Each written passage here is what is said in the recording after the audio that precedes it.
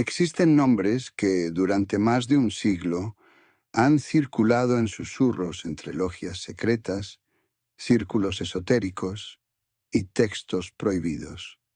Nombres que no aparecen en los libros de historia oficial, pero que resuenan en el imaginario colectivo como ecos de un poder que trasciende lo visible. 13 linajes que, según el mito moderno, no gobiernan simplemente con ejércitos o dinero, sino con pactos sellados en la oscuridad, rituales transmitidos de generación en generación y un conocimiento que la humanidad común jamás debería poseer. Bienvenidos a Archivex 1492, donde exploramos los mitos que la realidad no puede explicar. Hoy no hablaremos de conspiraciones políticas ni de teorías económicas. Hablaremos de algo más profundo, más inquietante. La mitología ocultista que ha transformado a ciertas dinastías poderosas en arquetipos demonológicos.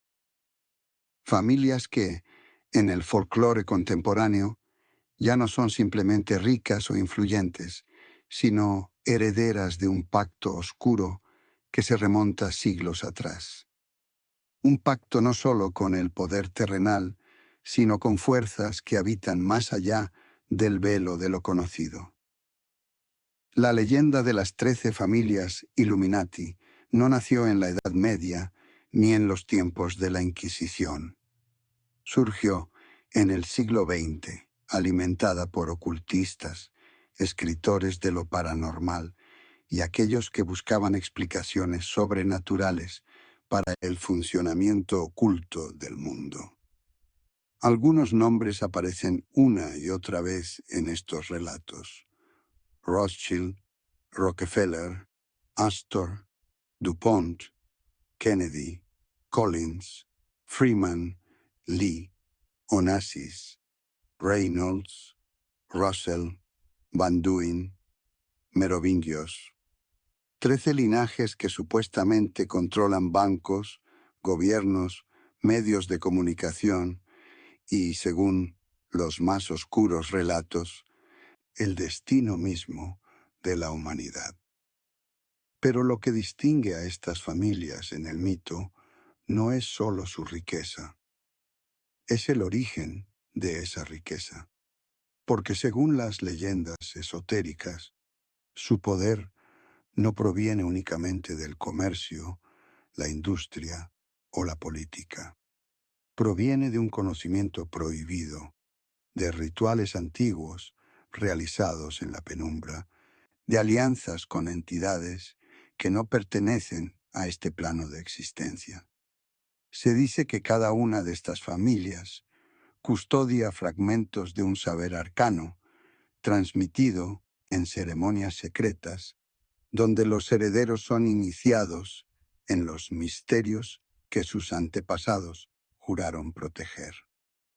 El concepto mismo de las 13 familias se popularizó a finales del siglo XX a través de escritos como los de Fritz Springmeier, quien afirmaba haber descubierto una red oculta de linajes conectados por la sangre y el ritual. Según estos textos, estas familias no actúan de manera independiente, sino como células de un organismo más vasto, coordinado por sociedades secretas como los Illuminati de Baviera, los masones de alto grado, las órdenes rosacruces y otros grupos herméticos. Cada familia, se dice, tiene un rol específico. Unos controlan las finanzas, otros la energía, algunos la información y otros las drogas y el control mental. Pero más allá de la estructura organizativa, lo verdaderamente perturbador del mito son los rituales. Porque si estas familias existen, tal como las describen las leyendas, no son simplemente administradores del poder. Son sacerdotes de una religión invisible, practicantes de ceremonias que mezclan elementos de magia cabalística, invocaciones demoníacas, sacrificios simbólicos y pactos de sangre. Los relatos hablan de encuentros nocturnos en mansiones aisladas, bosques prohibidos y templos subterráneos donde se realizan ritos que la mente moderna prefiere considerar fantasías. Uno de los símbolos más recurrentes en estas historias es el llamado sello rojo. Según el folclore ocultista, cada familia posee un sello único, una marca espiritual transmitida de padre a hijo primogénito durante ceremonias de iniciación. Este sello no es físico en el sentido convencional, aunque algunos testimonios afirman haber visto tatuajes, cicatrices rituales o amuletos que lo representan. El sello rojo funcionaría como una firma astral, un vínculo entre el portador y las entidades con las que su linaje pactó hace generaciones. Portar el sello significa aceptar el legado, el poder, pero también la maldición, porque, según las leyendas, quienes lo llevan ya no se pertenecen a sí mismos. Son instrumentos de una voluntad más antigua. Los rituales de iniciación descritos en estos mitos son variados, pero comparten elementos comunes. Siempre ocurren en fechas específicas: solsticios, equinoccios, lunas llenas o aniversarios de eventos oscuros conocidos solo por los iniciados.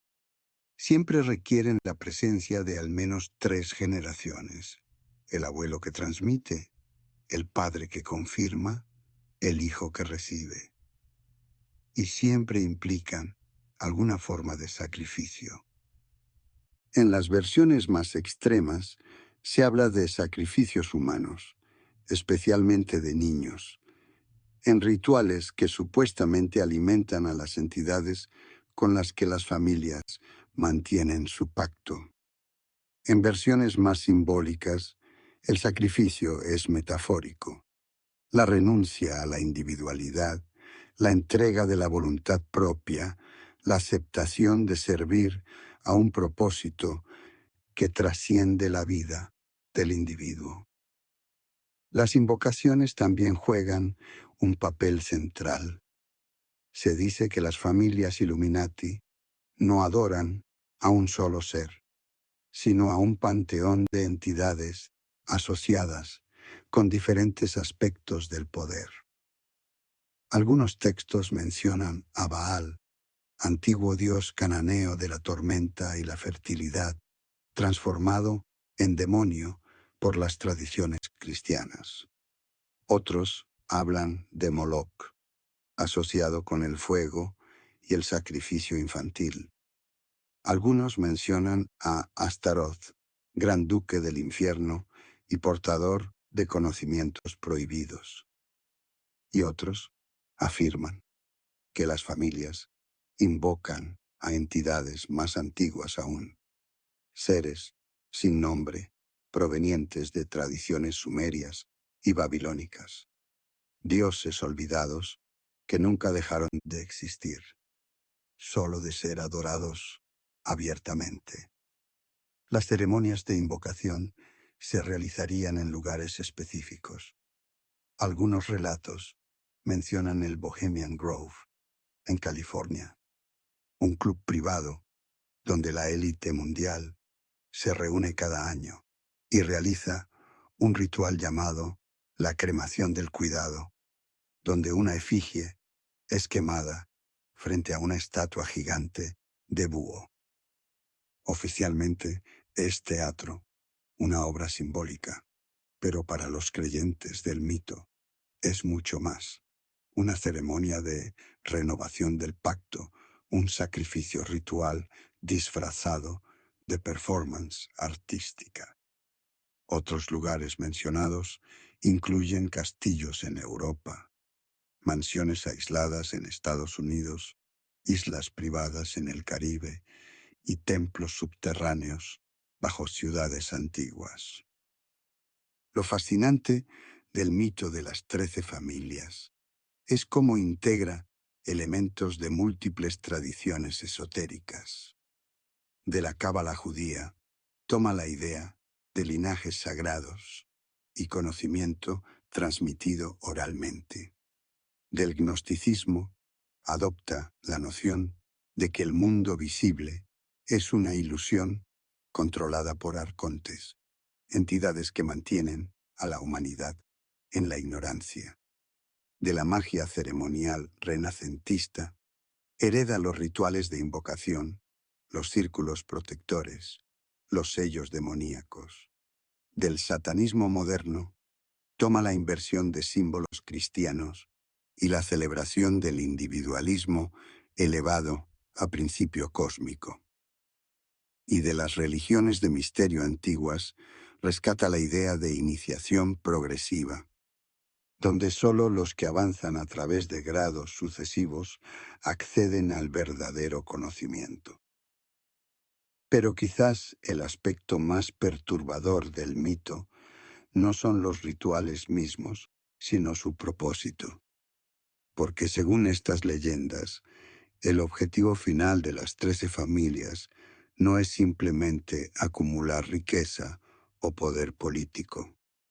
Es preparar el terreno para algo mucho más vasto, el establecimiento de un orden mundial único, gobernado no por leyes humanas, sino por principios ocultos. Un mundo donde la mayoría de la humanidad vive en la ignorancia, entretenida y controlada, mientras una élite iniciada maneja los hilos desde las sombras, comunicándose con fuerzas que la gente común ni siquiera puede concebir.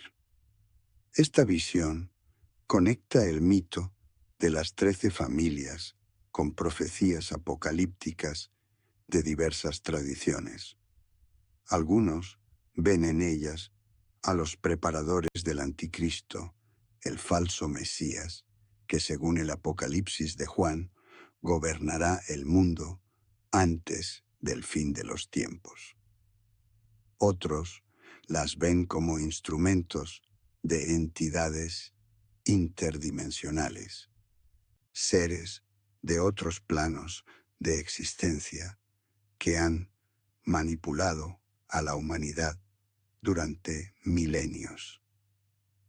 Y otros aún las interpretan como metáforas, representaciones simbólicas de las estructuras de poder que siempre han existido, vestidas con ropajes sobrenaturales para que la mente humana pueda procesarlas.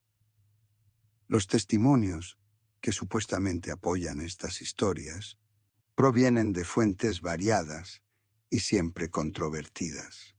Algunos afirman ser exmiembros de estas familias, escapados de los rituales, que ahora exponen los secretos que juraron guardar.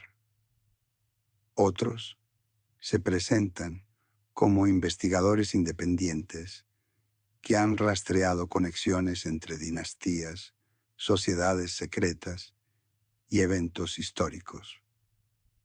Y otros son simplemente creyentes, personas que han encontrado en este mito una explicación para el caos del mundo, una narrativa que da sentido a lo absurdo del poder y la desigualdad.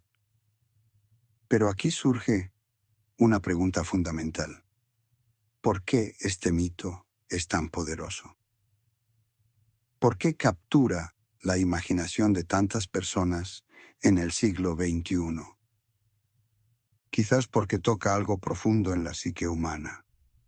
Desde tiempos inmemoriales, las sociedades han creado mitos sobre élites ocultas que controlan el destino. Los griegos tenían a sus dioses del Olimpo jugando con los mortales. Los gnósticos tenían a los arcontes gobernando desde los cielos inferiores. La Edad Media tenía a los judíos y los templarios acusados de conspirar en las sombras. Y el mundo moderno tiene a las 13 familias Illuminati. Cada época proyecta sus miedos en figuras de poder invisible. Y en una era donde las decisiones que afectan a millones se toman en salas de juntas cerradas, donde algoritmos invisibles moldean nuestras opiniones, donde el dinero fluye en corrientes electrónicas imposibles de rastrear, no es sorprendente que resurja el mito del poder oculto. Las 13 familias representan lo que siempre hemos temido, que alguien más tiene el control, que nuestras vidas no son realmente nuestras, que el mundo que vemos es solo una fachada detrás de la cual operan fuerzas que no comprendemos. Y aquí es donde el mito se vuelve aún más complejo, porque incluso si rechazamos la idea de rituales satánicos y pactos demoníacos, no podemos negar que existen dinastías de poder cuya influencia abarca generaciones. Familias que han acumulado riquezas durante siglos, que han financiado guerras y revoluciones, que han fundado instituciones que perduran hasta hoy. La pregunta entonces no es si existen familias poderosas, sino qué significa ese poder. ¿Es simplemente económico y político? ¿O hay algo más, algo que no se discute abiertamente, algo que se transmite en privado de una generación a la siguiente? Los defensores del mito señalan símbolos. El ojo que todo lo ve en el billete de $1, supuestamente representando el ojo de Horus o el ojo de Lucifer. Las pirámides truncadas, símbolos de conocimiento incompleto, accesibles solo a los iniciados. Los búhos, asociados con Moloch y la sabiduría oculta. Las llamas eternas, el fénix renaciendo de sus cenizas, las manos ocultas en pinturas y fotografías de líderes mundiales. Para ellos, estos no son coincidencias ni arte decorativo, sino señales, marcas que las familias dejan para comunicarse entre sí y para burlarse de quienes no pueden ver. Pero los escépticos responden que la mente humana busca patrones incluso donde no los hay, que vemos conexiones porque necesitamos creer que el caos tiene orden, que preferimos una conspiración organizada a la aterradora realidad de que nadie está realmente al mando, que el mundo es un sistema complejo sin arquitecto único. Y tal vez ambos tienen razón. Tal vez las 13 familias existen y no existen al mismo tiempo. Existen como dinastías reales, con influencia innegable. No existen como la organización monolítica y sobrenatural que describe el mito. Pero en el espacio entre la realidad y la leyenda, en esa zona gris, donde los hechos se mezclan con los símbolos, es donde el mito cobra su verdadero poder. Porque al final, lo que llamamos Illuminati quizás no sea un grupo de personas, es una idea. La idea de que detrás del mundo visible opera un mundo invisible. La idea de que el poder verdadero no se ejerce con ejércitos, sino con secretos.